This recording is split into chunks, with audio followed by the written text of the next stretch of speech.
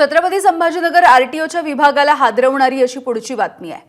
वैजापूरच्या हद्दीमध्ये नियमबाह्य वाहनांची तपासणी आणि दंडात्मक कारवाईच्या मुद्द्यावरून आरटीओच्या 2 अधिकाऱ्यांची चांगली जुंपली आहे आणि याच 2 अधिकाऱ्यांमध्ये फोनवरून जोरदार खडाजंगी झाली।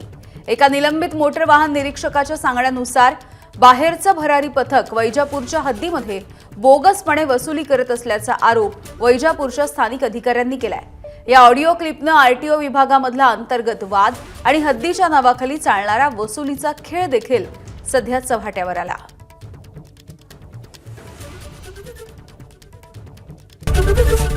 एबीपी माझा, उघडा डोळे बघा नीट।